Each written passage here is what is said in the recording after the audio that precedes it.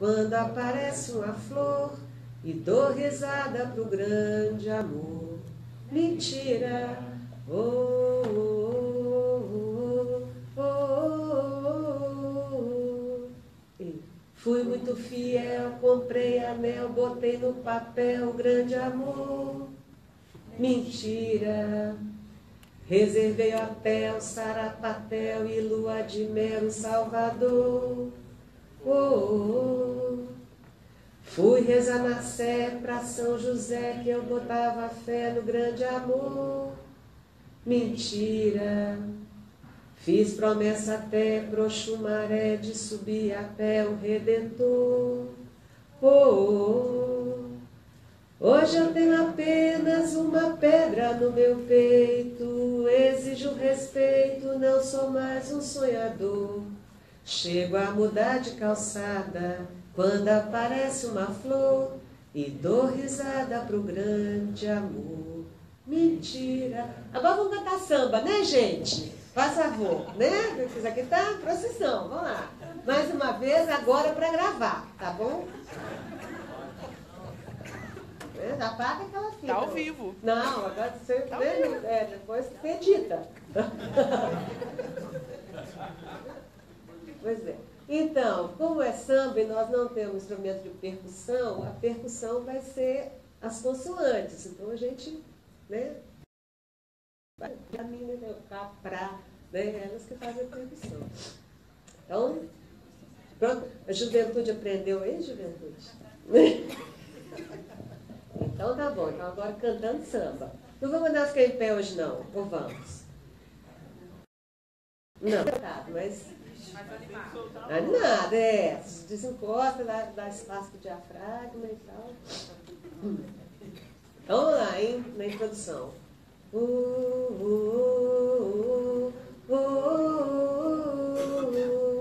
Ei, tinha cá pra mim que agora sim eu vivi, enfim, o grande amor.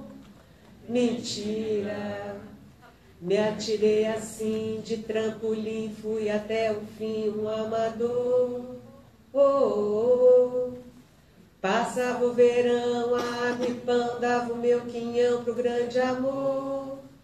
Mentira, eu botava a mão no fogo então com meu coração de fiador. Oh, oh, oh. Hoje eu tenho apenas uma pedra no meu peito, exijo respeito, não sou mais um sonhador. Chego a mudar de calçada quando aparece uma flor e dou risada pro grande amor. Mentira, oh, oh, oh, oh, oh, oh. Fui muito fiel, comprei anel, botei no papel grande amor. Mentira, reservei hotel, sarapatel e lua de mel em Salvador. Oh, oh, oh. Fui rezar na Sé pra São José que eu botava fé no grande amor. Mentira, fiz promessa até pro Xumaré de subir a pé o Redentor. Oh, oh, oh. Hoje eu tenho apenas uma pedra no meu peito, exijo respeito, não sou mais um sonhador. Chego a mudar de calçada quando aparece uma flor e dou risada pro grande amor. Mentira. Bravíssimos. Muito bem.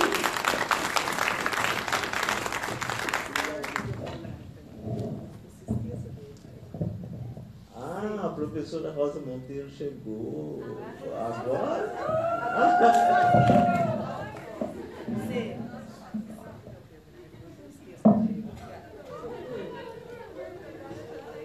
Posso voltar?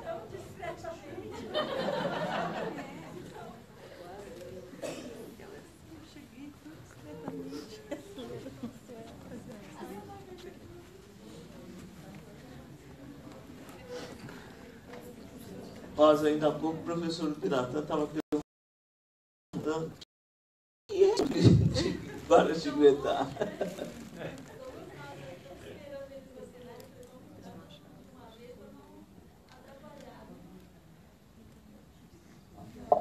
gente estava só cantando aqui para esquentar os corações.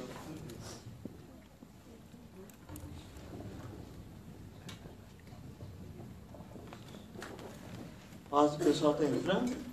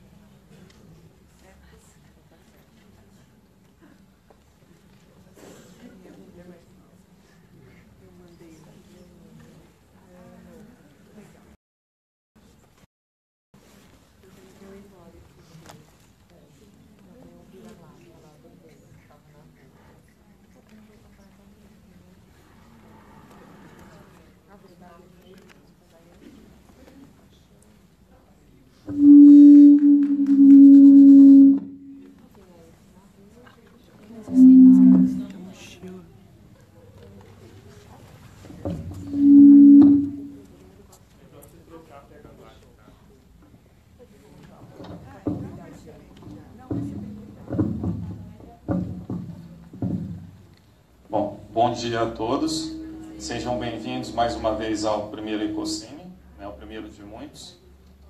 Antes de apresentar a professora Paola, eu queria dar alguns recados. O programa já está no Facebook, tá? Então está disponível na fanpage da SBEM. Também está disponível no canal do YouTube da SBEM também, o canal. E se no final algumas pessoas andaram procurando a gente falando que estava com problema de pagar a mensalidade da SBEM, o Lauro, que está descendo a escada, ele está por aí, podem procurar ele que ele vai ajudar a resolver esses problemas e até entender para a gente poder melhorar o sistema da SBEM. Sobre os certificados, eles estão no credenciamento, então a hora que a gente for sair para os coffee breaks, vocês podem ir passando por lá e já ir retirando o certificado de vocês. O de participação, isso. A apresentação, né, a gente ainda está providenciando. Bom, eu recebi o desafio de fazer um resumo do currículo da professora Paola, né? Então, se vocês têm alguma coisa, me ajude. A professora Paola é professora de Educação Matemática da Universidade de Estocolmo, da Suécia. Também é professora colaboradora na Universidade de Aalborg, na Dinamarca. Fez seu doutorado em Educação Matemática na Universidade Dinamarquesa de Educação, em 2003.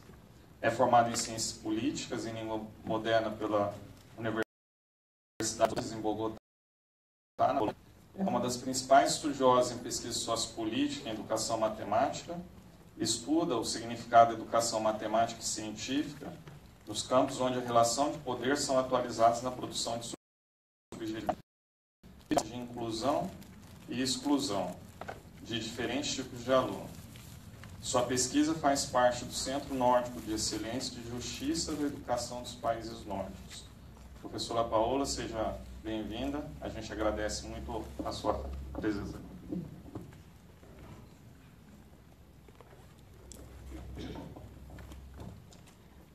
Muchas gracias. Ya verán que es un placer estar en Brasil. Muchas gracias a los organizadores de este evento. Y al mismo tiempo está muy malo yo estar aquí y estar con esta voz así. Así que hoy vamos a tener una conferencia sexy. No porque vaya a ser nada ni nada, pero porque voy a tener una voz así y espero que llegue al final. La otra cosa que quiero advertirles desde ya es que no crean que se van a quedar ahí tranquilos, los voy a poner a trabajar. Así que estén preparados para eso.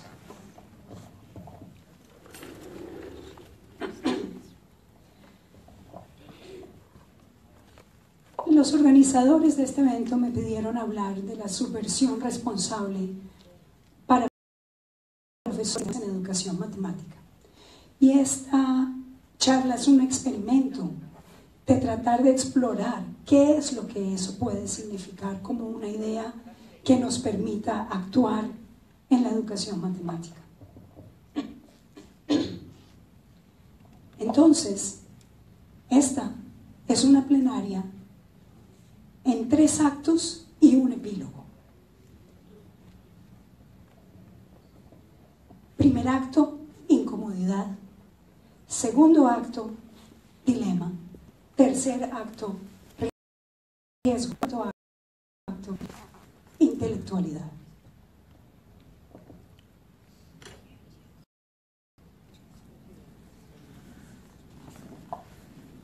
Primer acto, incomodidad.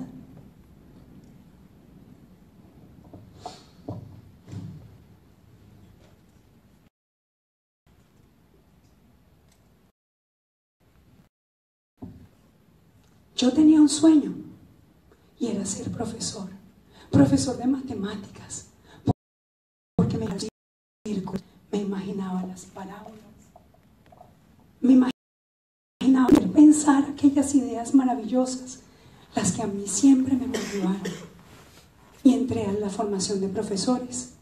Claro, no muchos entraban a la formación de profesores, o tal vez aquellos que no pudieron entrar a la ingeniería, aquellos que no pudieron ser doctores, todos estaban ahí, pero yo sí quería ser profesor. Yo tenía ese sueño, y es que ya no lo tengo. En mi inicial encontré muchas más matemáticas y cada vez me emocionaba más, pero al mismo tiempo tal vez sentía miedo. ¿Qué iría a pasar en la escuela? ¿Sería que los círculos, sería que las parábolas serían las mismas que yo me imaginaba y serían las mismas que los niños tendrían? La formación a la larga fue bien. Aprendí a ser maestro en la universidad. Mas al pasar a la escuela tuve que reaprenderlo, porque la primera clase no era la que me habían dicho. Esa primera clase fue terror, porque los círculos, los triángulos, tenía que decirlos, tenía que hacerlos con los niños, 30, 50 niños diferentes. Tal vez unos con el estómago limpio, y yo tenía que ponerle los círculos, tenía que poner en su cabeza, en su pensamiento, en su cuerpo. Tuve que reaprender, pero tenía maestros, tenía otros que me ayudaban, otros que me decían: tranquilo, usted va a aprender a ser maestro, venga para acá. Y esos, Juan, Lucía, Pedro era el maestro más respetado de la escuela. Pedro ya se iba a aposentar y él me enseñó a estar tranquilo.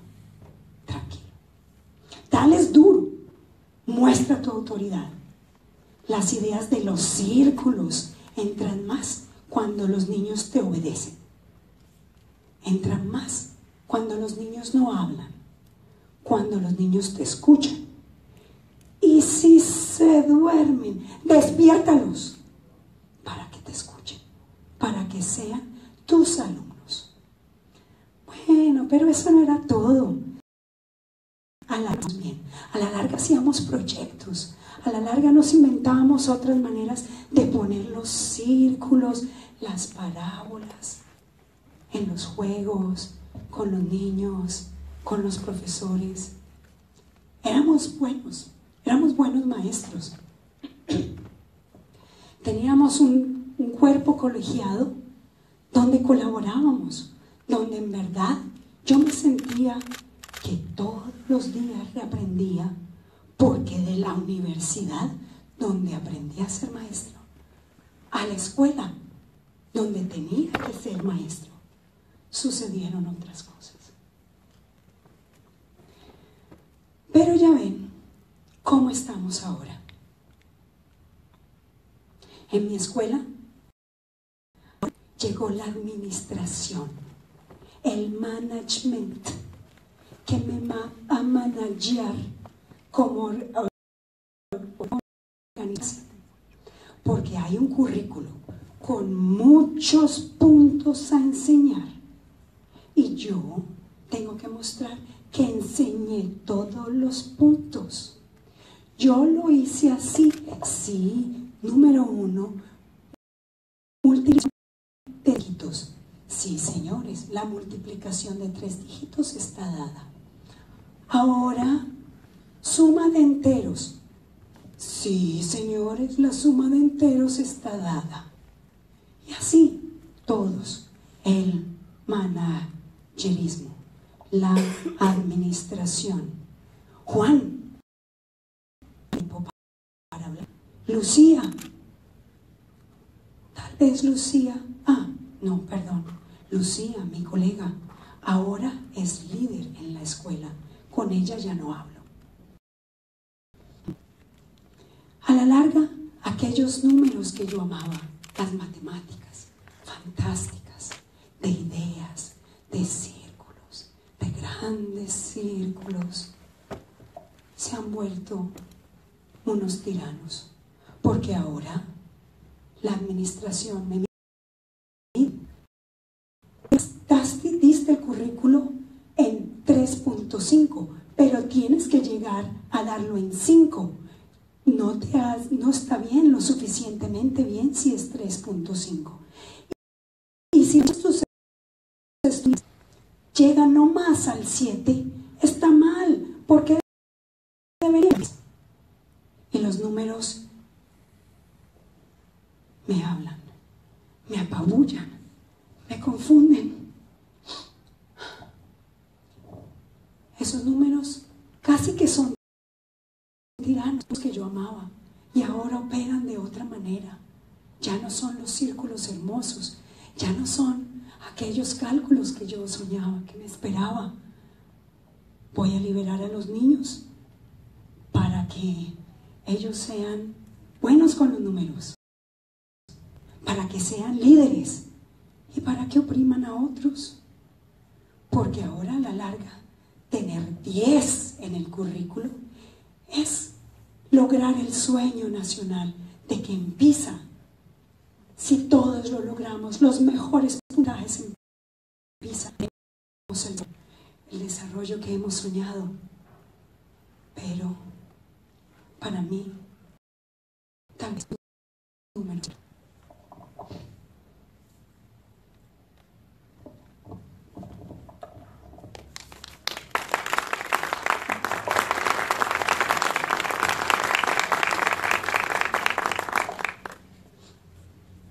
Espacio público número. Y esto es donde ustedes empiezan a trabajar. No hay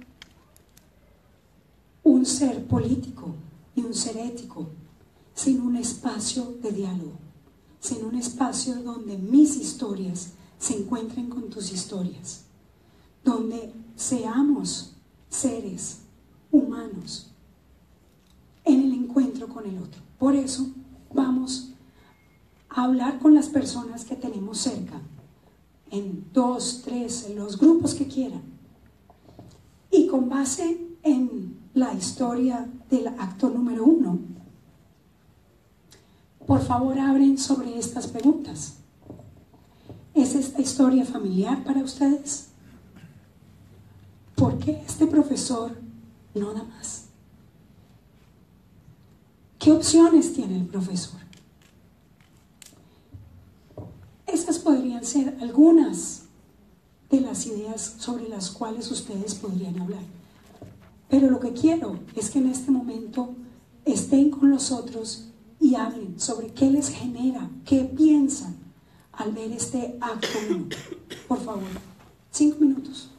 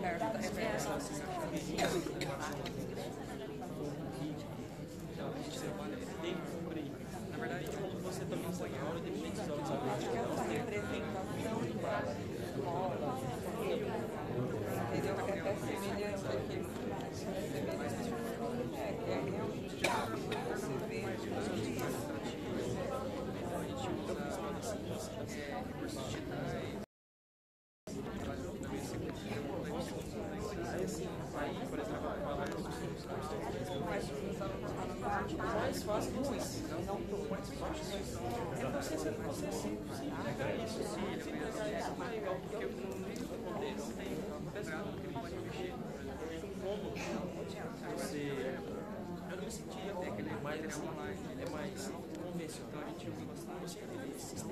Você tem um professor de colar, você tem para fala, você dá aula, mas é para você mesmo, você imagina usar os instrumentos. Mas tem que você não começa em geral, obrigado nas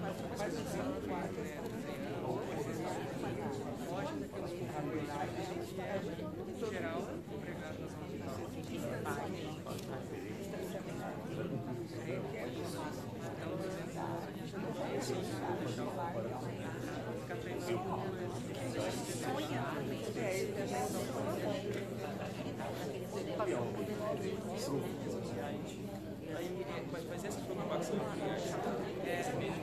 vem depois desse show. Por exemplo, muitas vezes eu peguei fazendo coisas que eu condenava essa autoridade, esse autoritarismo. Eu peguei na sala fazendo isso, a gente pode morar com os seus professores, mas você não lembra coisa. Na particular também, por exemplo, na escola particular,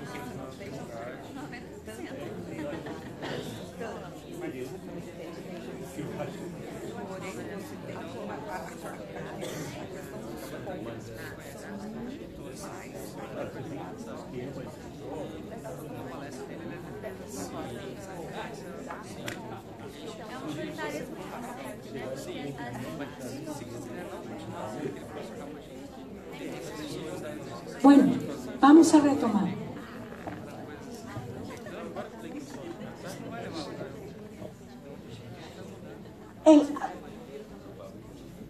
El acto 1, que se llamaba incomodidad. Creo que ese desconforto, esa incomodidad, ese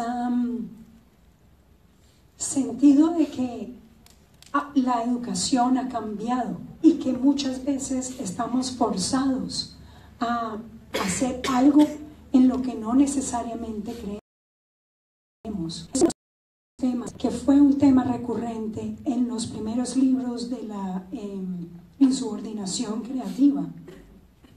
Y creo que también fue una de las ideas que salió ayer en la charla de UBI. Cuando nos reflexionamos sobre los cambios en la educación, los cambios en la sociedad y el papel de los maestros en este momento. No sé cómo sea la situación aquí, pero un fenómeno que está sucediendo, por ejemplo, en los países escandinavos, tal de los profesores, que muchos profesores jóvenes cambian de profesión y hay una deserción muy grande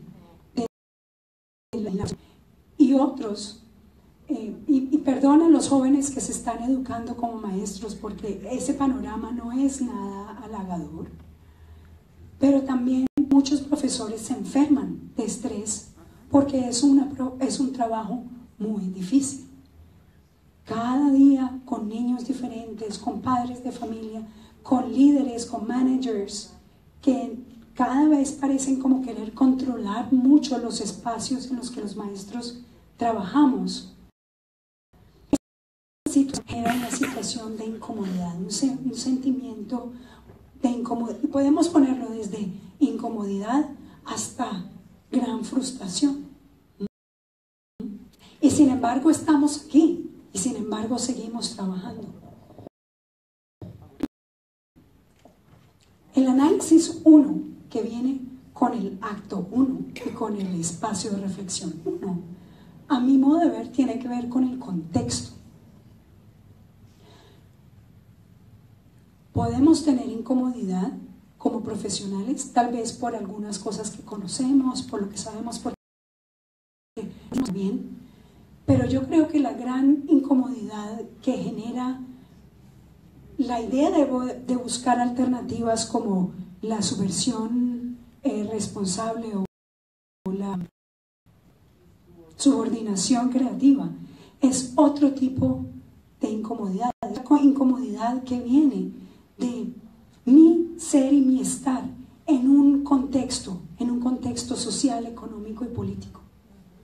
Y para mí, la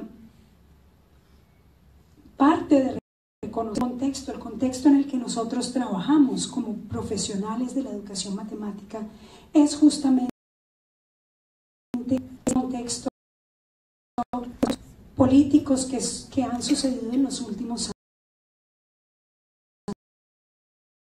años conduciendo la educación. Una primera cosa es: no es suficiente para nosotros saber cuál es el contexto de la escuela.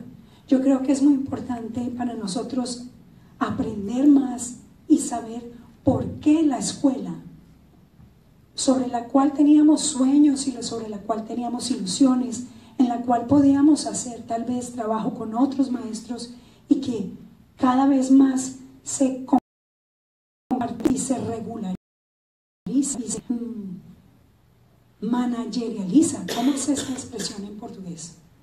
Gerencia. ¿Cómo? No, gerencia. A gerenciação da educação. Que por un lado tiene toda una pila de discurso de mejora. ¿Y quién no va a querer mejorar la educación? Todos queremos mejorar la educación. De maneras particulares. A mí me ha llamado mucho la atención los estudios de la idea de cuál es el mundo en el que vivimos, en particular. Y sobre esto hay muchos estudios, pero este libro, que es de una persona que se llama Wendy Brown, se llama Deshacer el demos. Y el subtítulo es La revolución del neoliberalismo. Lo que esta persona me ayuda mucho a pensar mi mundo hoy en día. Una primera cosa que ella dice es que aquello que llamamos neoliberalismo, a pesar de que está presente en todos sitios del mundo hoy en día, se presenta de maneras diferentes en distintas configuraciones de tiempo y espacio. Así que el neoliberalismo dinamarqués se parece en algunas cosas al brasilero, más en Dinamarca se da de una manera y en Brasil se da de otra. Lo que es similar es cómo hoy en día ya hemos dejado aparte, dejado atrás principalmente la idea de un capitalismo de producción para entrar a una forma del capital que es un capital financiero. Hoy en día ya las grandes empresas no se manejan más como grandes empresas de producción, más como mercados. Hoy la idea que tenemos en por todo lado nos la repiten es el mercado, el mercado, el mercado. Incluso una de las cosas buenas de estar enferma ayer, doente, en mi cama de hotel, fue ver el noticiero de Brasil, el Globo, y un reporte de economía súper detallado, donde lo que le están diciendo al público todo el tiempo es cómo va el mercado, cómo va la economía nacional. Este movimiento, claro, la economía en principio pues es importante, ¿cómo no? Si no tenemos recursos, y ya vemos cuáles son las consecuencias de la falta de recursos. Pero lo que es interesante de esa lógica neoliberal de mercado es que a través de muchos mecanismos se nos ha metido y nos está haciendo a todos finalmente capitales humanos. Ya no somos humanos, sino somos capitales humanos. Eso quiere decir que tú ya no vales porque eres, porque existes, sino vales porque sabes algo que tiene un valor de mercado. Y aquí tenemos que tener mucho cuidado, porque gran parte de los discursos que hoy tenemos sobre la educación matemática son justamente esto: saber por generar más valor de mercado en los individuos que tienen competencia matemática. Y de hecho este término de competencia matemática no es para nada inocente, está metido dentro de una configuración discursiva que hace a las personas ser eso, ente económico y ente de mercado, un agente del mercado. Entonces, venimos en ese contexto. Sí, algunos de esos elementos de ese análisis nos iluminan el contexto en el que están las escuelas y cómo esas ideas se meten dentro de las escuelas, dentro de las prácticas de gerenciación da escola, las prácticas de la efectivización de la enseñanza, también se meten dentro de las prácticas de la educación matemática. Una de las cosas que yo he estado estudiando en los últimos años es cómo la educación matemática la educación matemática desplegada en el currículo escolar está participando de una manera especial en la construcción de subjetividades. Si ustedes se acuerdan, hace unos años, tal vez la década de los 90, si uno miraba las políticas educativas sistemáticamente en muchos países, esas políticas educativas hablaban de ciudadanía, de democracia. Hoy en día esas palabras han casi desaparecido de los currículos, de la formulación de los currículos nacionales. Y hay una alineación bastante interesante entre todo el deseo de generar capital humano con la gerenciación de la educación para la economía que hace, por ejemplo, la OCDE y todas sus pruebas PISA y muchos otros agentes internacionales, y el deseo de regular políticamente la educación en las naciones. Hoy en día, por ejemplo, este maestro que soñaba con los círculos, ya no puede soñar con los círculos en términos de PISA.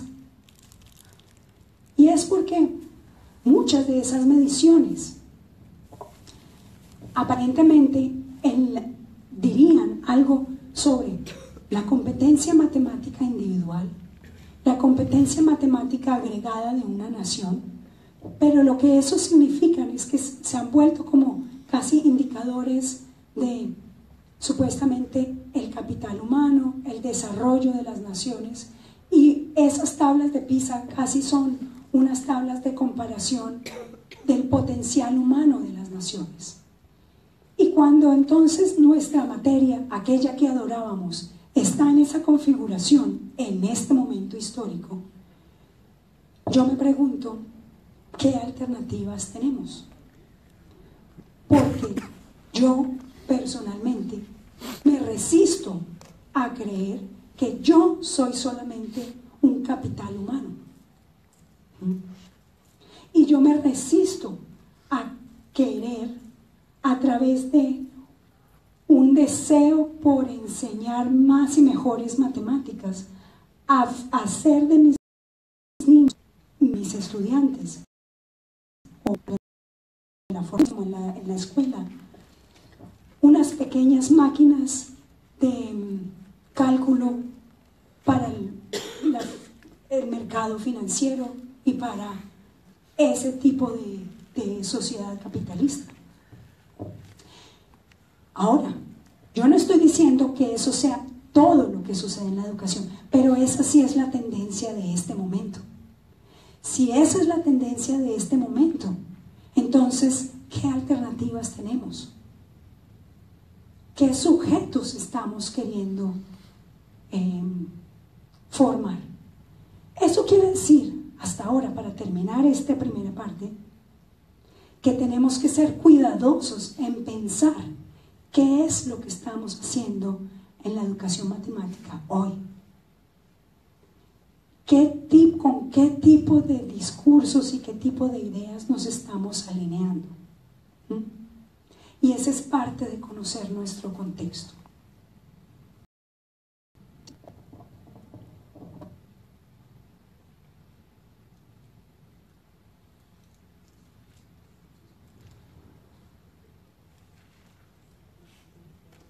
Segundo acto, dilemas.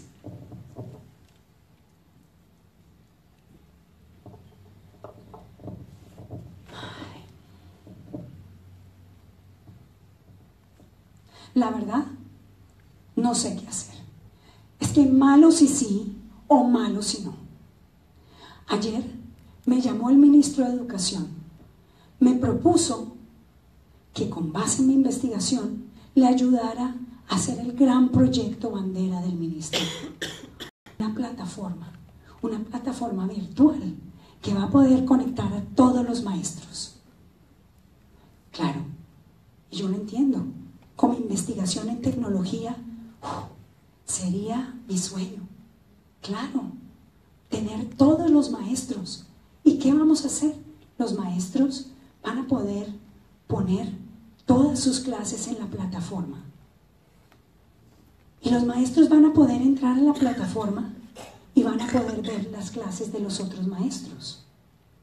Y al ver las clases de los otros maestros, se les van a ocurrir nuevas ideas. Y al ocurrírseles nuevas ideas, vamos a mejorar finalmente la educación matemática en este país. ¡Wow! Pero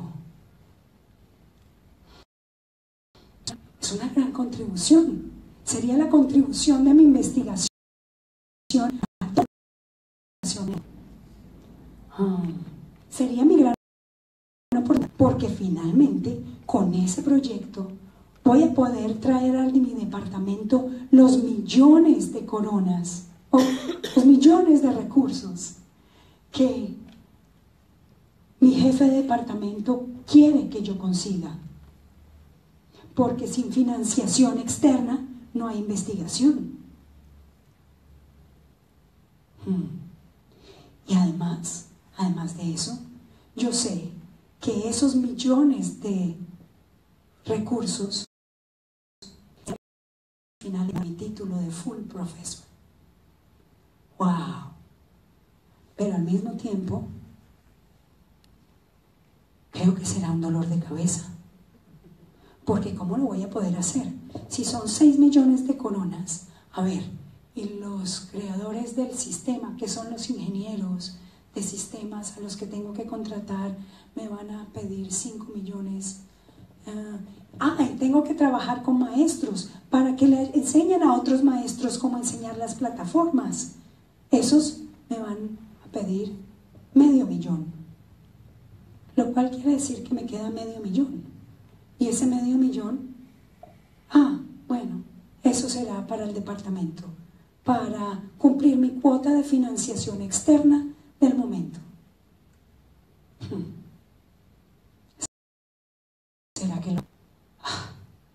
¿Será que esto se convierte en mi dolor de cabeza?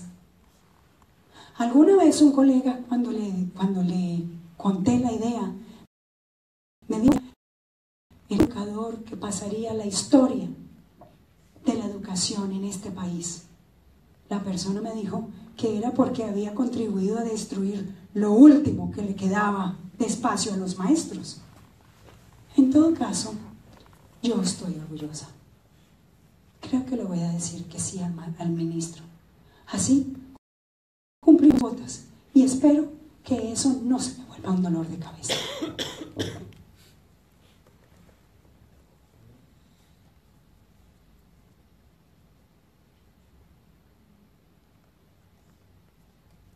Espacio público número 2. ¿Cuál es el dilema de este investigador? Si es que hay un dilema.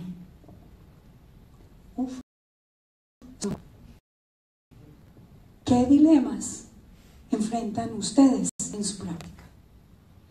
Y aquí tenemos una variedad de personas que son maestros, más jóvenes, unos ya investigadores, formadores de maestros. ¿Qué dilemas hay en ustedes? Y finalmente, cuando uno se enfrenta a un dilema, en el contexto en el que ustedes están, ¿qué privilegian? ¿A qué le dan más importancia? Nuevamente, 5 minutos de espacio público, por favor.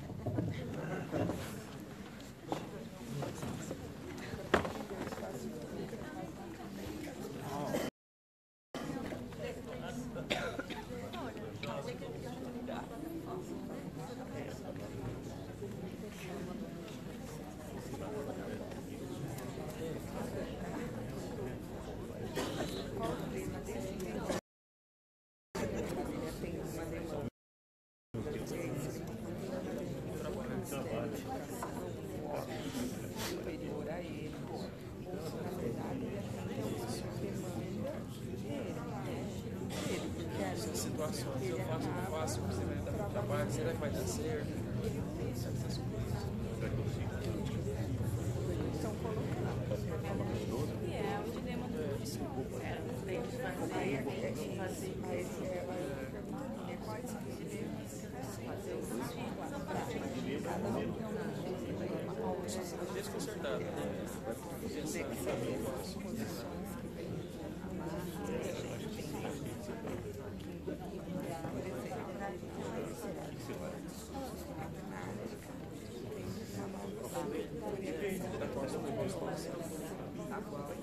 Aí a sua frase.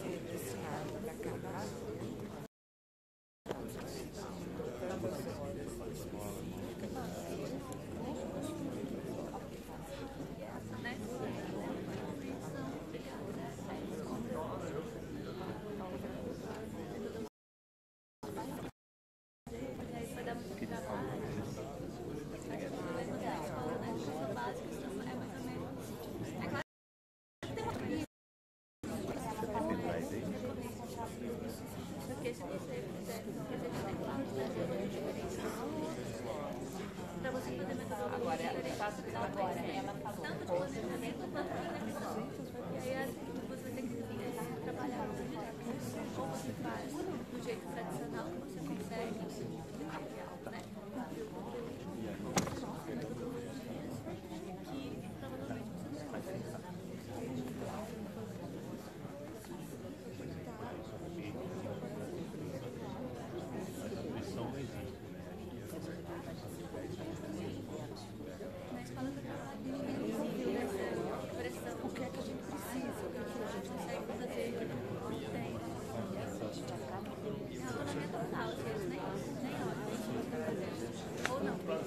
acredita como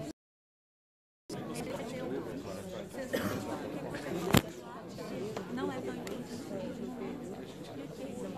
mas esse processo geralmente tipo assim, baseado no que tem, eles têm um plano de aula que e tem ninguém falou. mas você tem nas mídias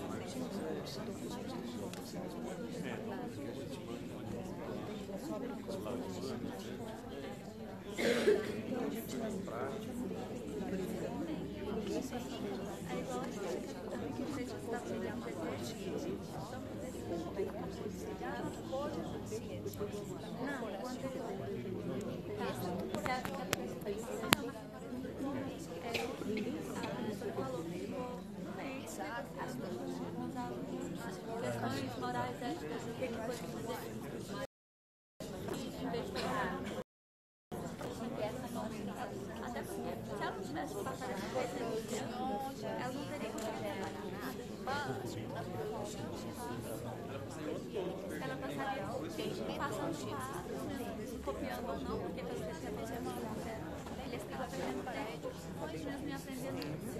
Aí ou ela ia fingir que ele aprendeu alguma coisa, dar uma nova Vamos a retomar. Passava o mês ensinando alguma coisa.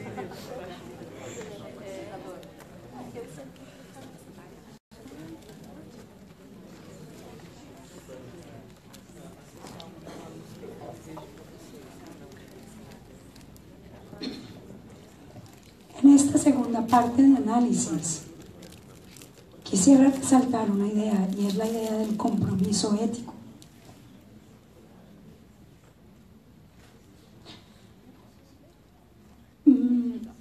Esta historia en la que estaba basada el acto 2, de hecho, es un proyecto que sucedió en Dinamarca.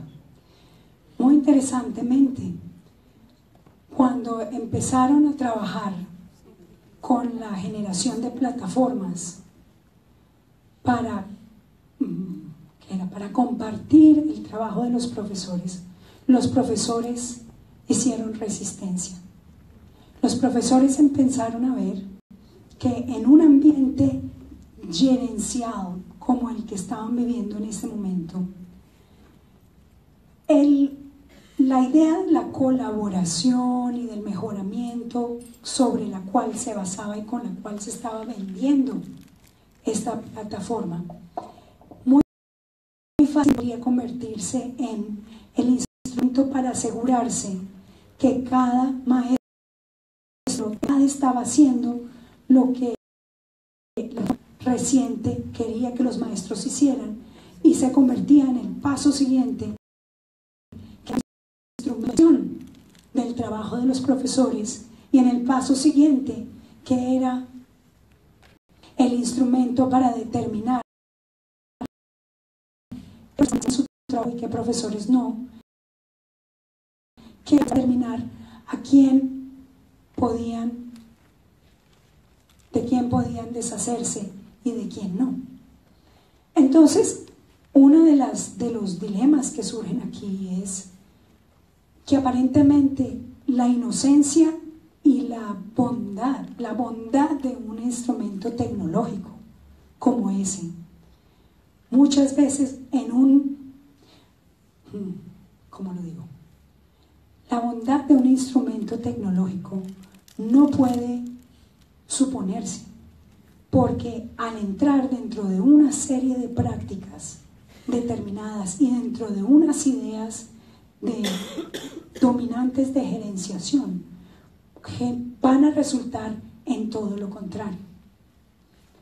Y esto me hace recordar mucho la idea de Foucault, de que las ideas y las tecnologías tenemos que siempre, de alguna manera, dudar de ellas y verlas como algo que pueden ser peligroso. Entonces, una de las cosas que a mí me llama la atención en este momento es también cómo la investigación que nosotros hacemos se ha convertido muchas veces en la herramienta racional para generar una didactización del profesor de matemáticas.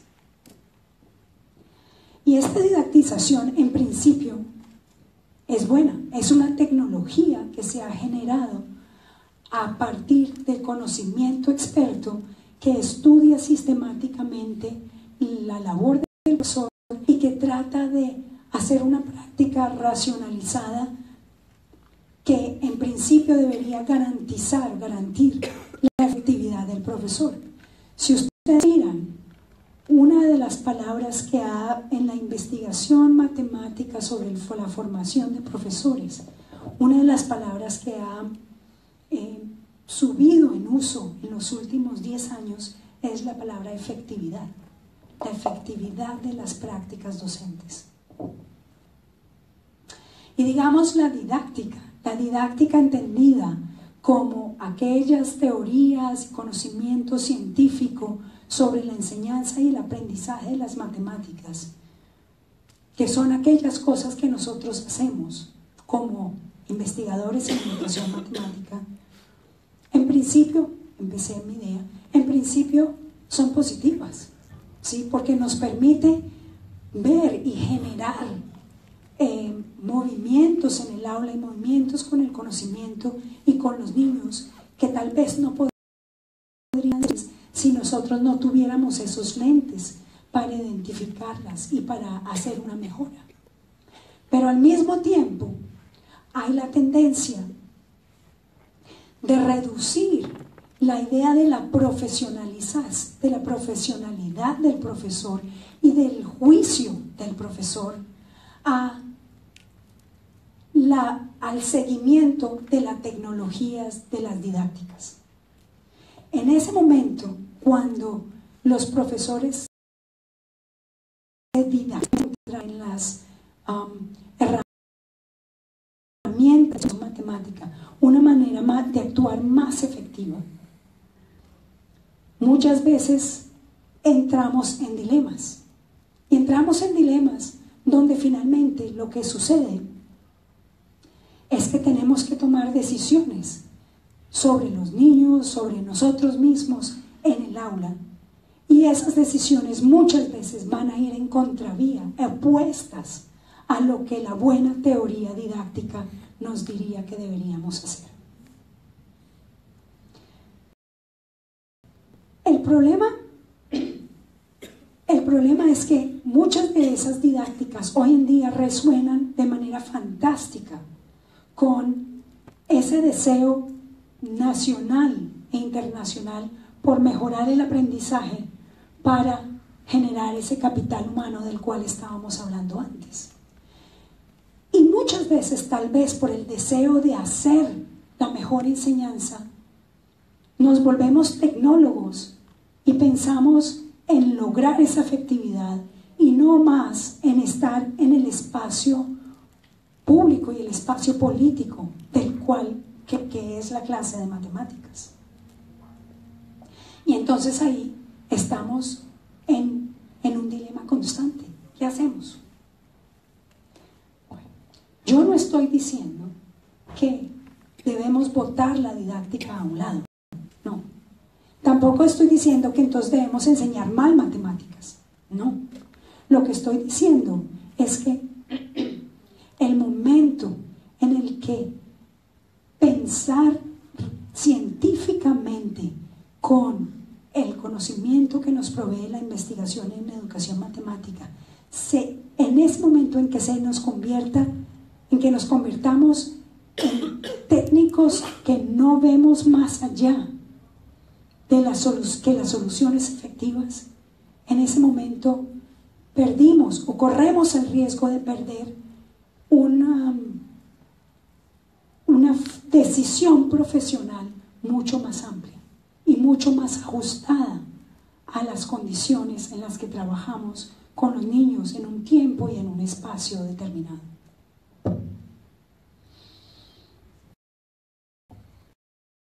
Entra la pregunta, todos, investigadores, tanto maestros, ¿qué subjetividades nos imaginamos y qué subjetividades queremos hacer con la investigación? Nuevamente, yo no quiero un profesor tecnólogo, porque ese profesor tecnólogo muchas veces podrá ser muy hábil con ciertos procedimientos, mas no está pendiente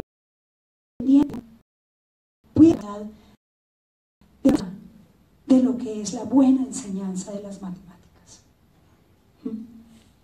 Un ejemplo de esto. Ahora, trabajamos en Estocolmo en un curso que es un curso de tercer semestre, donde los muchachos en formación inicial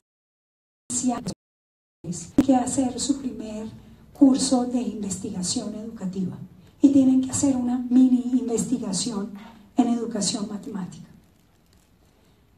Casi todos empiezan su investigación de la siguiente manera. El currículo, los lineamientos curriculares del 2014 dicen esto y esto y esto. En la educación eso no sucede. Por lo tanto, lo que tengo que hacer en la investigación es hacer que esto que dice el currículo suceda. A mi modo de ver, ese es un pensamiento burocrático y es un pensamiento técnico que ya está afirmado en la manera de comprender su papel en estos profesores de la formación inicial. Yo les digo, bueno, entonces ustedes son los soldados del Estado. Si el Estado dice una cosa o el currículo dice una cosa que es descabellada, ustedes tienen que cumplirlo como soldados.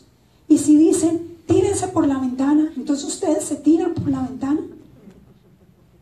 Momento, sí, nosotros tenemos que trabajar dentro de los marcos del currículo nacional. El currículo es un marco nacional, pero no es una ley que me dice punto a punto qué hacer. Y si esos muchachos ya en tercer semestre, por lo que todos nosotros los maestros les dijimos, entendieron la idea de que son unos burócratas que tienen que implementar algo que muchas veces no saben cómo hacerlo y por qué hacerlo, y que muchas veces no a satisfacer su marco de trabajo, entonces estamos mal, ¿sí? Porque ya le metimos a ese profesor en formación de matemáticas un campo, su profesión con cumplimiento. Es un burócrata, no es cierto. Ese maestro ya es un burócrata. Yo no quiero un maestro burócrata. ¿Ustedes? Entonces, lo que estoy diciendo es, nuevamente, ¿qué de aquellas cosas que hacemos en un contexto determinado, en el contexto en el que estamos viviendo hoy en día? ¿Cuáles son aquellos puntos de encuentro, de configuraciones que son potencialmente peligrosas, por un lado, y que requieren que hagamos unas insubordinaciones, pero al mismo tiempo que requieren que pensemos seriamente lo que estamos haciendo? Eso es.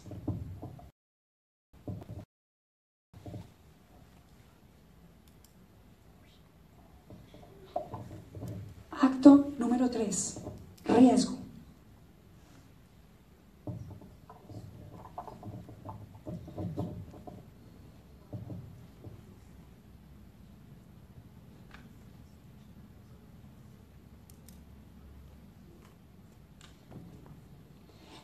es que cada vez mi trabajo se siente más como si estuviera caminando por una cuerda floja.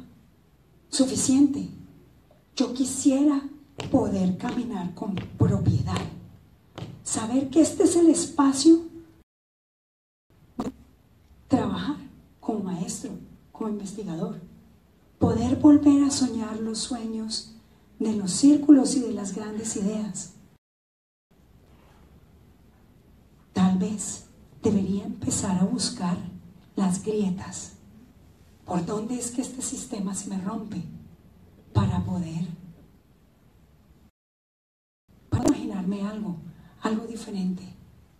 Pero a veces me da miedo, porque hoy en día, quien no hace lo que se le manda, quien tiene una voz crítica, tal vez me cortan las alas y quisiera poder volar. Pero entonces ¿tendré que seguir caminando sobre la cuerda floja? A veces me armo de valor y digo, no importa, haré esto con mis estudiantes y les diré que dejen de ser los idiotas funcionales que a veces el currículo les pide, que piensen, que estudien más matemáticas, que tal vez se olviden del uso, tal vez que piensen la posibilidad de algo diferente. Pero creo que lo que me va a tocar aprender es saber cómo vivir en riesgo, saber cómo en una grieta puedo hacer algo y al mismo tiempo tal vez tomar las consecuencias, tal vez aprender a vivir con esas consecuencias. El mundo es diferente, pero no quisiera vivir con miedo, porque quiero afirmar mi poder conocer, quisiera afirmar mi poder, mi tal vez deber a pensar, deber o poder pensar.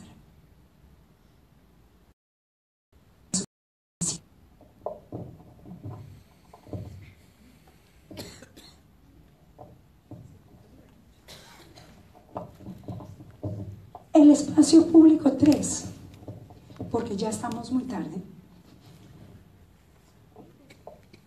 vamos a hacerlo de una manera diferente. Y es, ¿cuáles son los riesgos que tenemos hoy en día?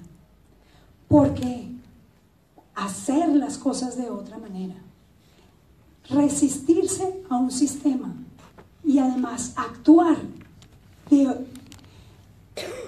de una manera donde se quiebran las reglas, el interés de una actuación profesional, por el saber que estoy haciendo lo que yo éticamente, con lo que yo éticamente me puedo comprometer con mis alumnos, con mi conocimiento, con mis estudiantes en la investigación. Ese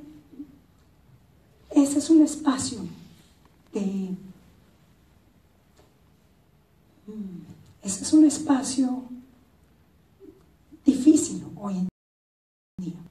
Entonces la pregunta para todos es, ¿dónde están esos espacios? ¿Qué tipo de acciones se constituyen o se constituirían en un riesgo en el contexto en el que ustedes viven? ¿Y a qué norma?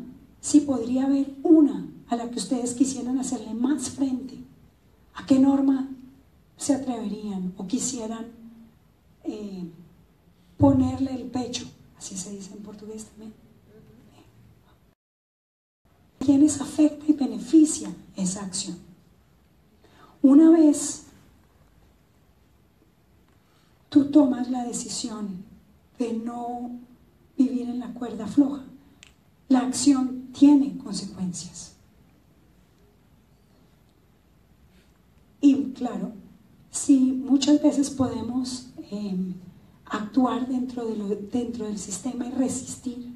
Y muchas otras veces tendremos que enfrentarnos. La pregunta para ustedes es, yo creo que vamos a tomar algunas personas que digan algo, y es, si hay una cosa a la que ustedes quisieran hacerle frente en este momento, ¿a qué sería? ¿Y por qué?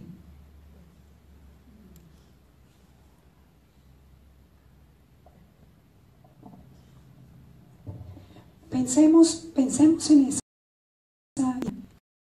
y yo exposición, y después en las preguntas retomamos esa.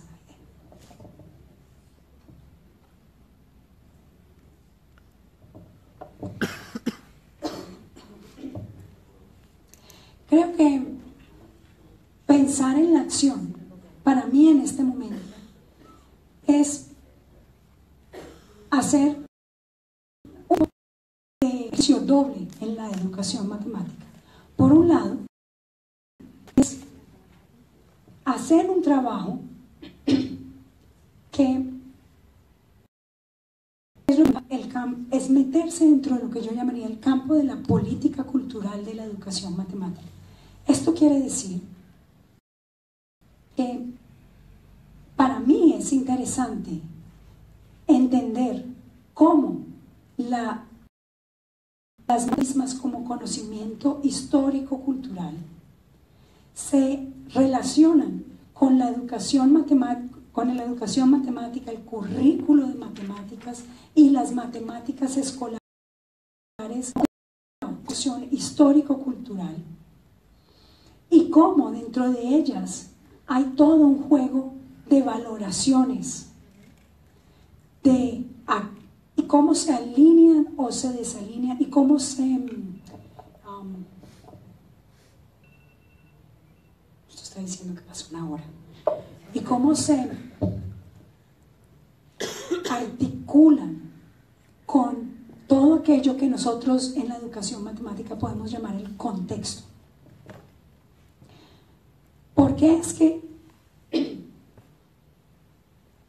yo creo que sigue habiendo una idea muy fuerte de quebrar, y creo que ese ha sido el trabajo de Ubiretán por muchos años, la idea de que las matemáticas en todo caso sí son abstractas y sí son universales. Y cuando operar y ver la conexión entre la creación del conocimiento matemático y el currículo en las escuelas, en una configuración espacio-temporal dada, empiezas a ver que nada es, que no es posible pensar ni siquiera en una producción matemática que no sea la expresión de la cultura de un momento. Incluso si pensamos en todo el pensamiento de Leibniz, por ejemplo, sobre pensaciones, que fue una de las primeras personas que como matemático en un momento dado formuló unas ciertas ideas de función. Esas ideas no son más, sus objetos matemáticos no son otra cosa que expresión misma de ese tiempo. Y para empezar a descubrir la red cultural en la que esos objetos matemáticos se crearon, tenemos que empezar a ver y leer el pensamiento de Leibniz como, por ejemplo, asesor político de varios gobiernos, su pensamiento sobre el ser humano, sobre las mónadas que estaba proponiendo, que fue una de las ideas que dio pie a toda la idea de continuidad, que era pensable en ese momento y no había sido pensada de esa forma particular antes, ni tampoco después. Esa idea de continuidad, como él la pensó, está metida en un momento determinado y obedece a lo que en ese momento se pensaba. Y de manera similar el currículo de matemáticas.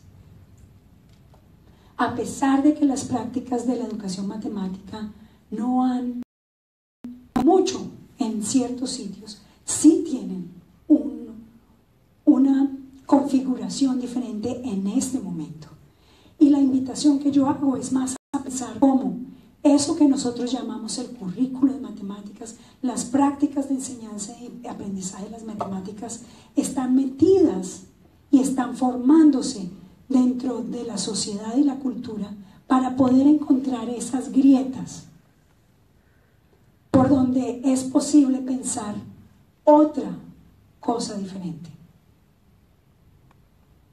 Y por eso es importante pensar y entender a esas matemáticas y las matemáticas escolares en el entramado de la cultura y del poder.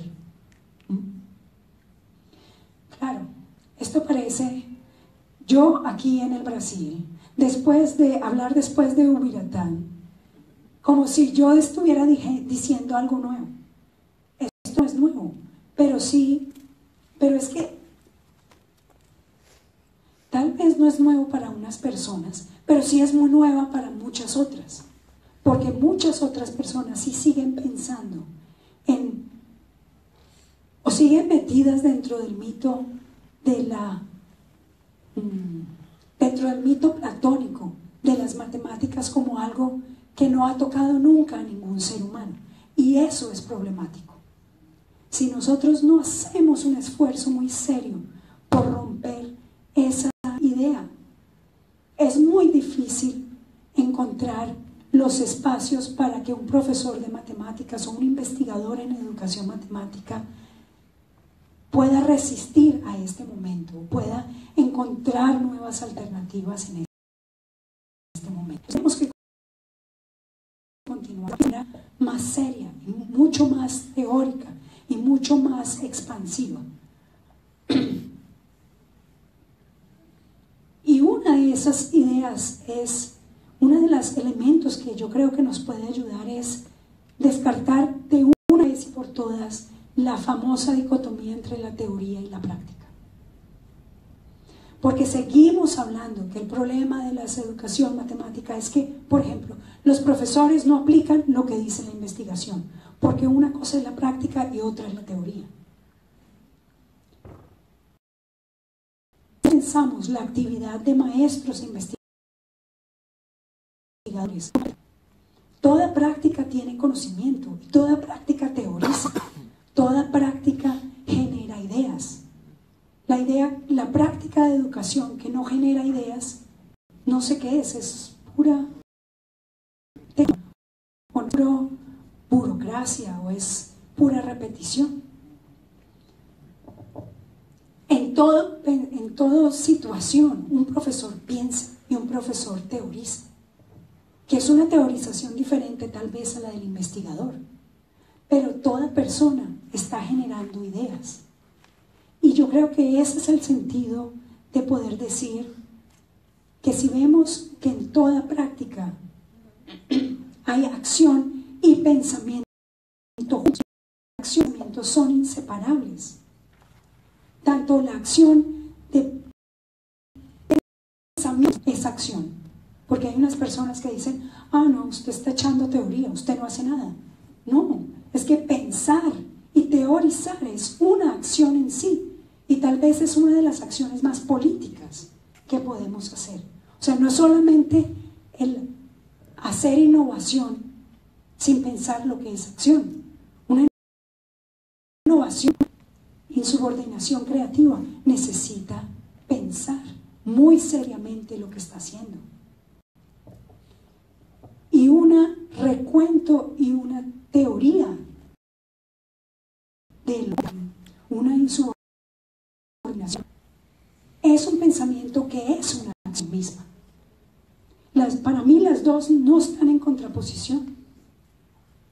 Pensamiento y acción están juntos.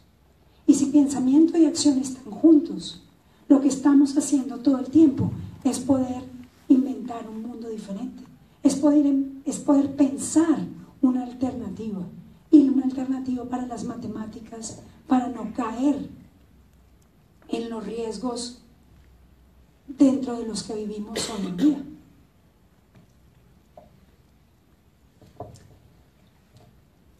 empieza a unir acción y política a la acción pensamiento, que es la acción política del profesor y del investigador.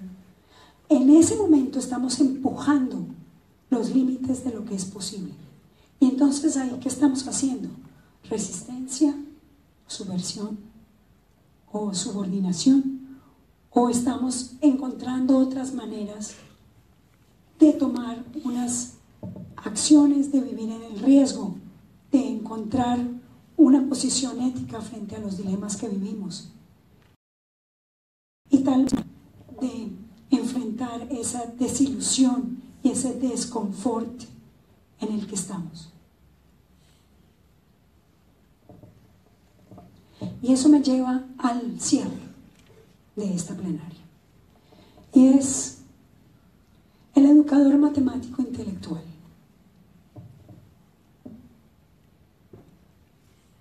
Hablé de incomodidad, de riesgo en los 3 actos. Hicimos unos espacios públicos donde pudimos poner con el otro nuestras ideas. Sin el otro tampoco hay posibilidad de política. La política no es individual. Necesito al otro. Y en mis reflexiones hablé de contexto, el compromiso ético y de acción. Yo estoy cansada de los educadores matemáticos, o bien en la formación de profesores o investigadores, profesores maestros, que nos hemos vuelto en los tecnólogos. Yo quiero un profesor intelectual. Para mí la mayor subversión responsable que podemos hacer es retomar nuestro papel como pensadores.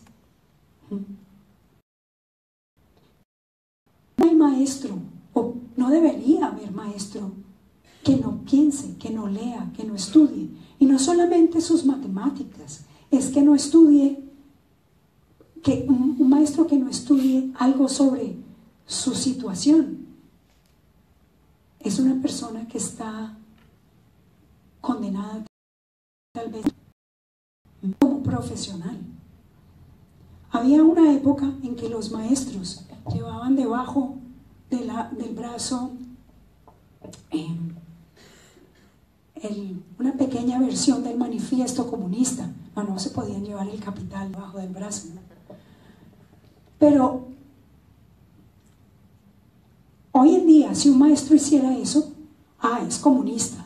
Y el comunismo, sabemos que en el mundo del trumpismo, el comunismo es peligroso. Pero no es porque el libro del Capital, no es porque tenga que ser el marxismo, es simplemente la labor de pensar, de que estamos haciendo muchas veces, de que necesitamos filosofía, de que no solamente necesitamos el manual de eficiencia para el investigador o para el profesor. Yo quisiera poder pensar en este mundo, porque solamente con poder pensar intelectualmente, ser un intelectual en nuestro trabajo como maestros y como educadores, ahí es cuando podemos ser otra cosa que un capital humano.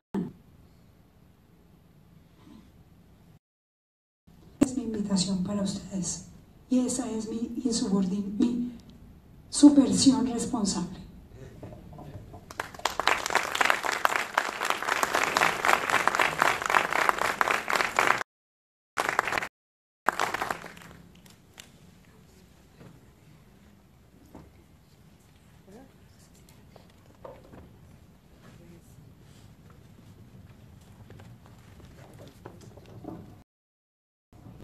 Vamos lá. Comentários, perguntas.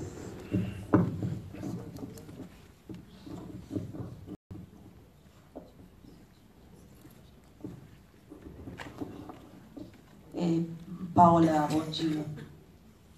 Em primeiro lugar, eu quero parabenizar você, né? Nossa, acho que foi uma posta em cena muito legal. Bueno, me parece que fue una puesta en escena muy significativa la que tú has hecho para ayudarnos a comprender otra mirada de la insubordinación creativa o de la subversión responsable. Muy interesante también el ejercicio donde nos pones a pensar los textos y lo que nos genera lo que estás comentando con nosotros. En esa tercera socialización pública, yo creo que muchos de nosotros pensamos cuando nos hacías esa pregunta, en las pruebas externas. Es claro que ética y políticamente yo para nada coincido y soy con las pruebas externas y soy asidua disidente del Ministerio Nacional, en el caso de Colombia, frente a la prueba externa. No sé qué pudiéramos hacer nosotros como investigadores, como profesores, como formadores de la formación inicial y continuada para responder a esa prueba externa. A mí me parece que la prueba externa en Latinoamérica está condicionando 100% la producción curricular, 100% la formación inicial y continuada. O sea, la veo como un rival grande, enfrentarla es un riesgo, y me parece que sería interesante escuchar tu postura política, crítica, cómo podemos irrumpir esa prueba externa. Quiero, Paola, pues la pregunta es porque creo que este espacio es muy importante, en el sentido, son los pocos eventos de educación matemática donde podemos insubordinarnos. Entonces me parece que tu voz es muy importante, toda vez que muchas personas te estamos viendo y oyendo en varios lugares del mundo. Por eso te instigo pues a la pregunta. ¿Listo?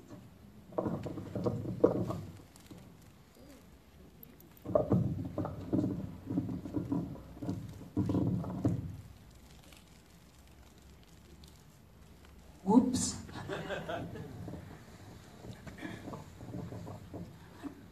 Pruebas externas hay de distintos tipos. Las pruebas externas de las que estás hablando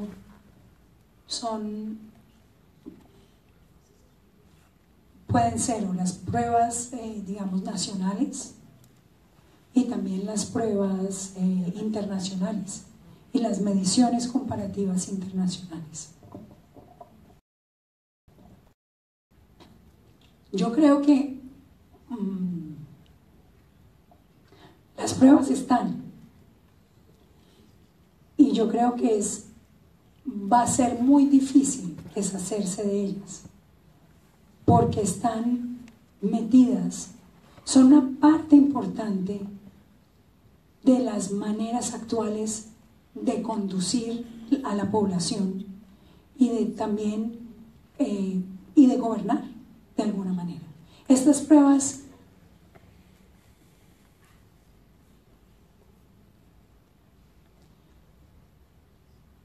por un lado dicen que están midiendo unas cosas, y sobre las mediciones que hacen las pruebas ha habido una cantidad de críticas muy grandes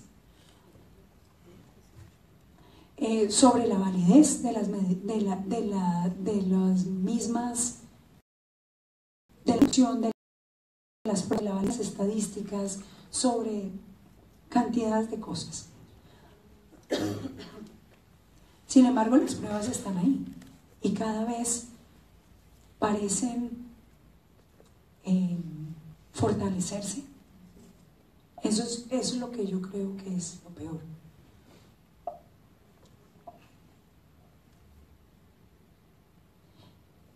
Yo creo que una de las cosas muy importantes que nosotros como educadores matemáticos debemos hacer es entender en cuál es el entramado dentro del cual esas pruebas están y qué es lo que ese entramado significa para la educación matemática.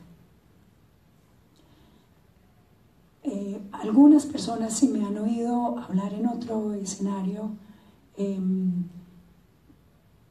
desde hace un tiempo yo he estado trabajando con tratar de hacer una genealogía de cómo esas pruebas se construyeron históricamente y qué tipo de racionalidad tienen con respecto a la matemática. Y este es un artículo que está publicado, lo podría compartir con ustedes, pero es muy importante entender que esas pruebas son un elemento dentro del monitoreo económico de las naciones hoy en día. Y esto empezó a finales de los 60s y cada vez más se ha fortalecido como es un elemento de monitoreo que identifica, que hace una serie de identidades entre esta medición de la competencia matemática y el lenguaje principalmente de un individuo y agrega esas competencias para hacerlas una medición de capital humano de las naciones.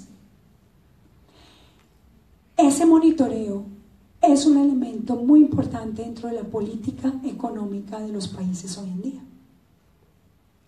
porque a través de ese monitoreo tú puedes tratar, o no son los políticos, son muchas de las personas que trabajan en los ministerios de educación, pueden tratar de ajustar las políticas educativas y las iniciativas educativas para generar mayor alineación y mayor crecimiento de esos números. Casi que la imagen que se me viene a mí a la cabeza cuando pienso en esto es como un switchboard de teléfonos. Ustedes se acuerdan que hace muchos años, los jóvenes no se acordarán, pero había una vez en la historia, cuando empezaron los teléfonos, había a veces un teléfono en un edificio y este teléfono tenía que haber una operadora que pusiera un switch, que conectara, hiciera una conexión entre que pinchara como una línea de teléfono con una central o con otra línea de teléfono. La lógica que hay detrás de estas pruebas es una lógica sistémica muy simple. Y el manejo que se le está dando a la educación es como si fuera un sistema que tú puedes manipular de una manera muy sencilla para lograr los resultados deseados. Cualquier persona que está en el campo de la educación, en una escuela, sabe que ese sistema no funciona así. Pero a nivel político y económico, esas personas de verdad sí creen que eso funciona así. Y lo pueden mostrar.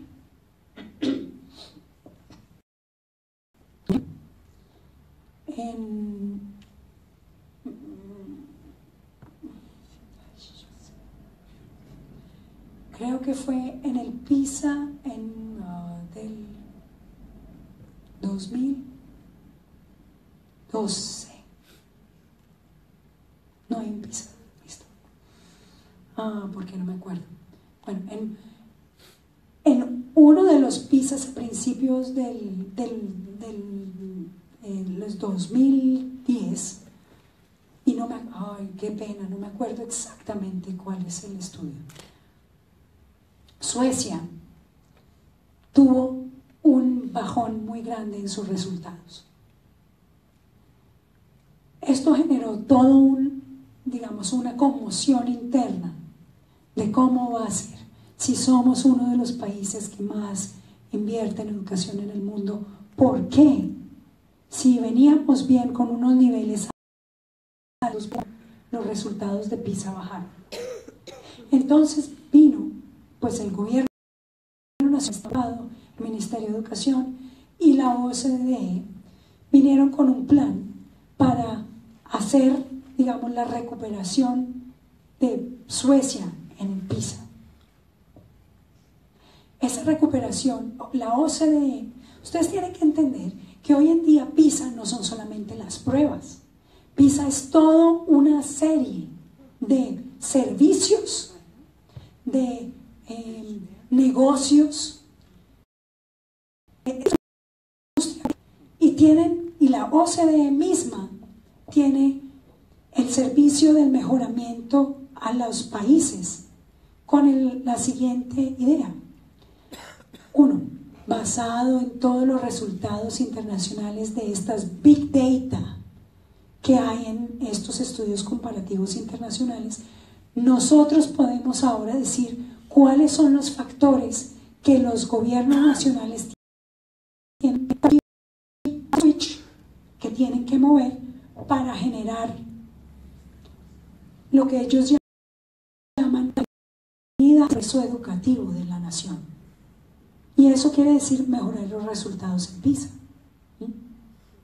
Entonces en Suecia vinieron con estos estudios y de análisis nacional, y el gobierno hizo unas intervenciones y vieron una mejora en los resultados.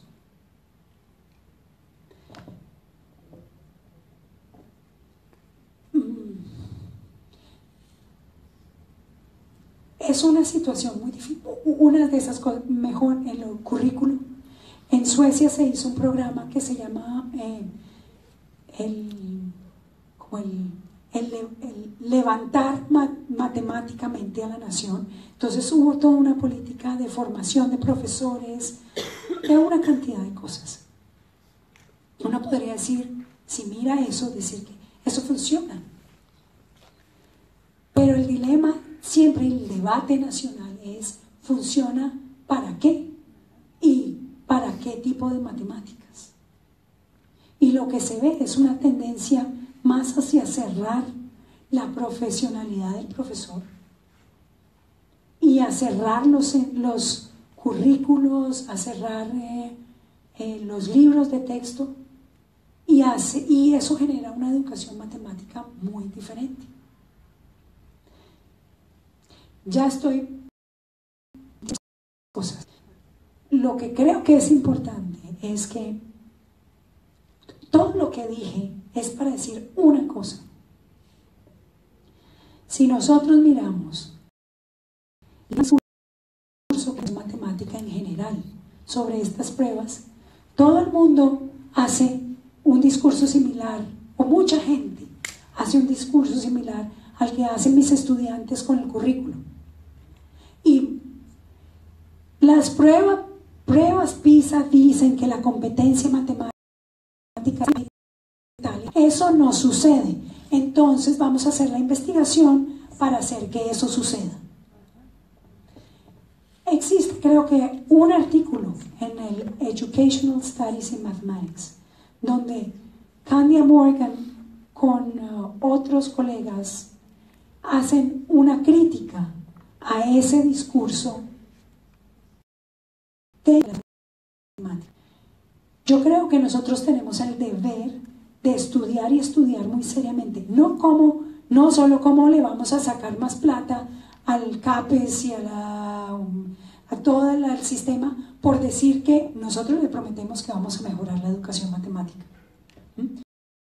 Por eso es muy afable a la educación matemática. Si todos los gobiernos quieren mejorar los resultados de PISA, cualquier persona que promueva, que tenga una investigación o una práctica que se alinee con eso, muy fácilmente va a encontrar dinero para hacerlo. Y yo creo que eso está hoy en día en todos los países. Bueno, digamos que yo eso es lo que cada cual quiere hacer, ¿sí? Las personas que hacen ese tipo de investigación, digamos, allá hacen investigaciones, ¿sí?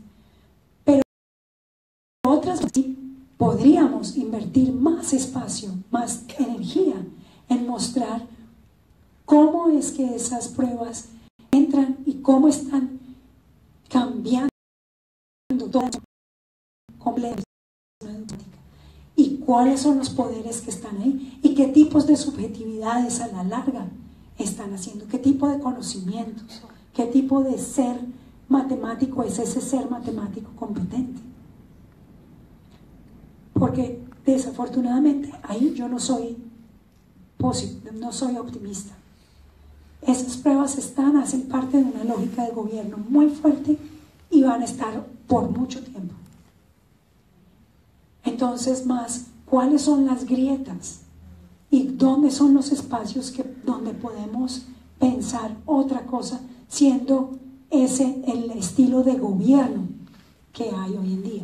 Porque esto está junto con el gerenciamiento de la investigación, el gerenciamiento de la escuela, porque la educación cada vez más, el deseo de controlar políticamente la educación es creciente. Y hoy tenemos las tecnologías masivas, tecnologías incluso biopolíticas, para hacer lo que están viendo. Entonces, ¿dónde están los espacios? Eso es lo que nos toca a todos pensar. Qué pena, me demoré mucho. Uma pergunta.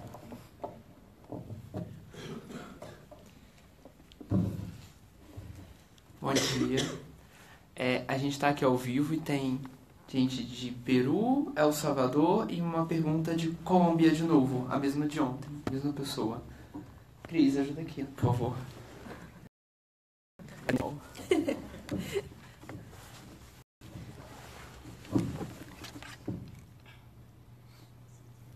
Peraí.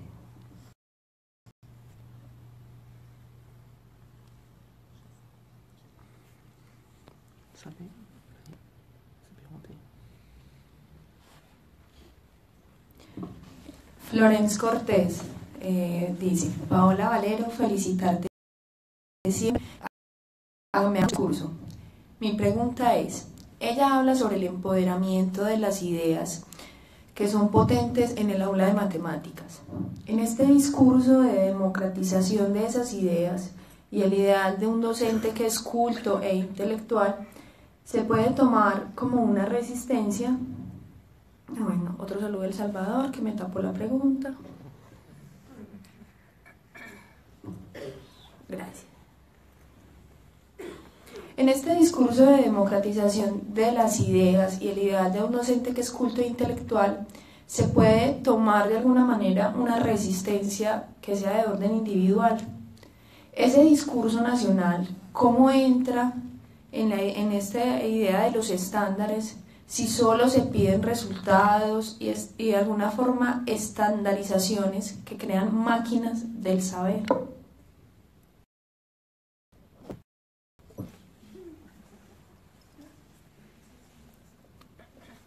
Ese es un tema de tesis de doctorado, Paola.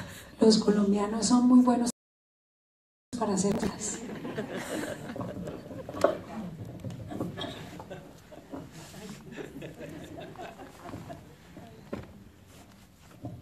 Yo creo que, a ver, cuando yo digo un intelectual,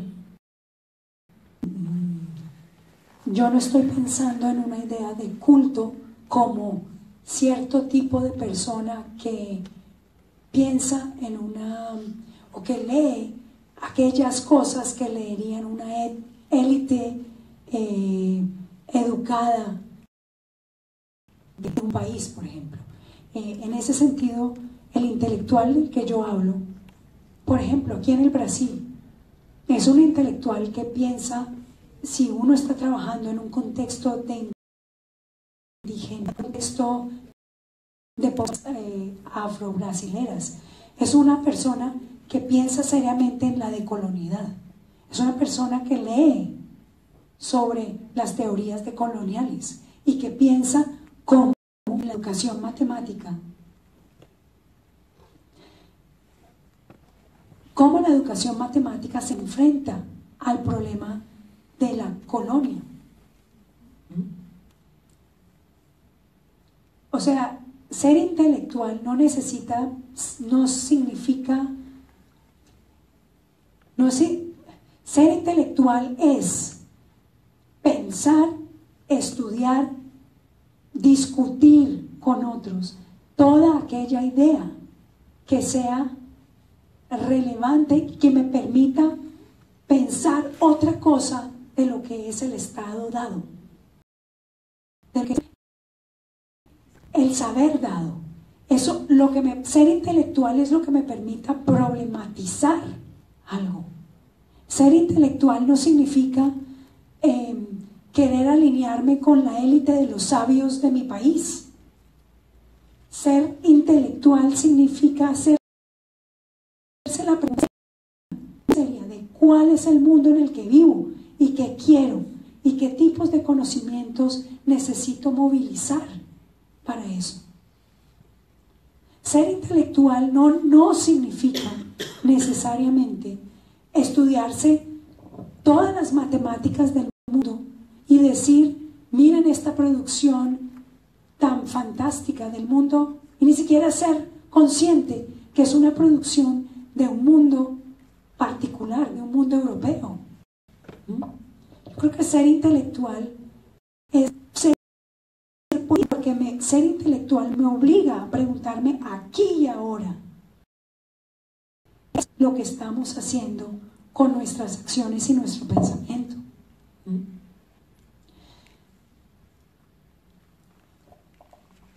Cuando nosotros estamos gerenciados, todos gerenciados, incluso los profesores universitarios, y necesitamos cumplir con los profesores de escuela, con hacer que los alumnos tengan tales resultados, en cumplir el currículo. Incluso una colega nos comentaba trabajar en ambientes donde estamos monitoreados con una cámara de video todo el tiempo. Para los profesores universitarios, revistas AAA, BBB, porque eso es lo que nos genera recursos de investigación. Nosotros estamos gerenciados y estamos trabajando como máquinas y no tenemos el espacio más de pensar.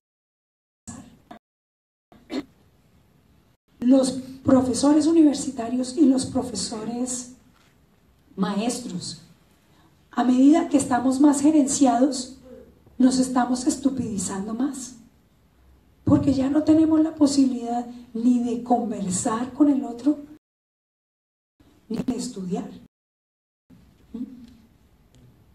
ni siquiera de leer el periódico del día, ni de tener una postura.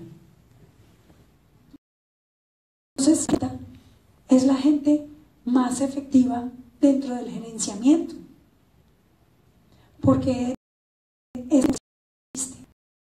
entonces los estándares curriculares, haga esto, haga lo otro, es la manera más fácil de hacer a la gente dócil, obediente.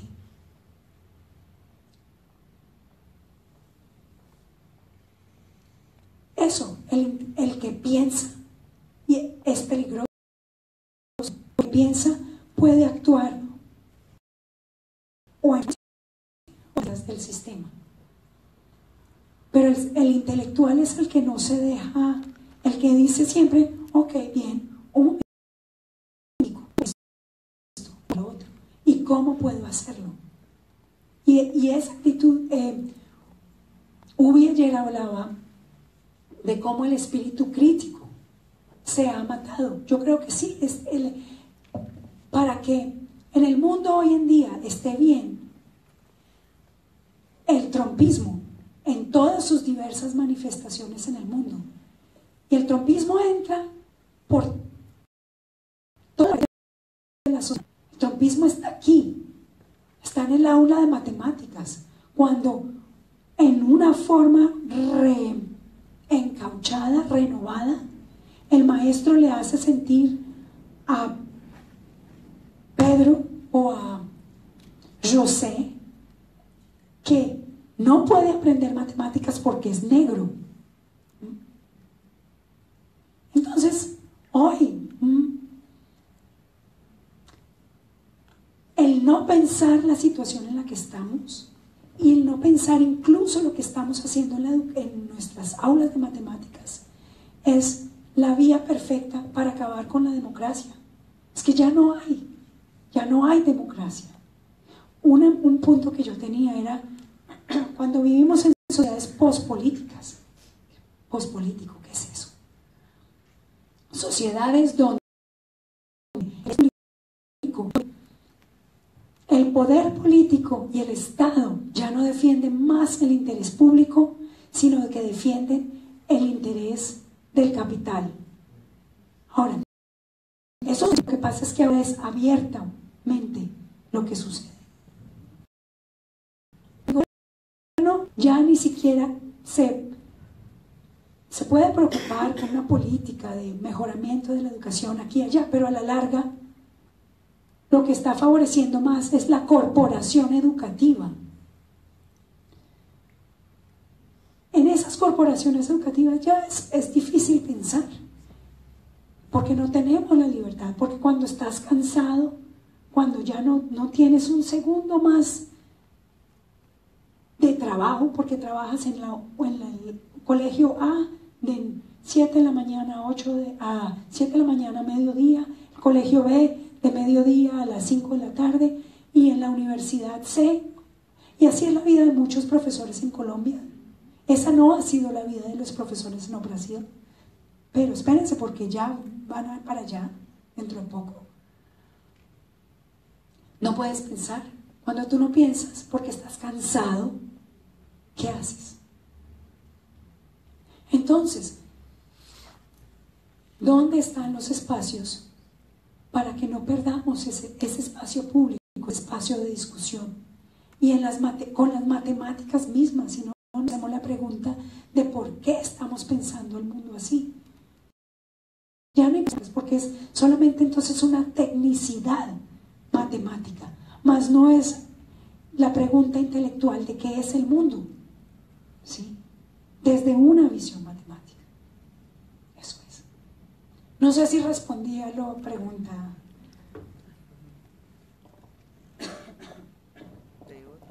No.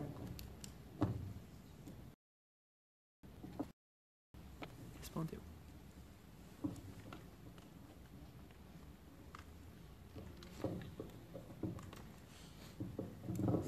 Mais nenhum comentário, nenhuma questão?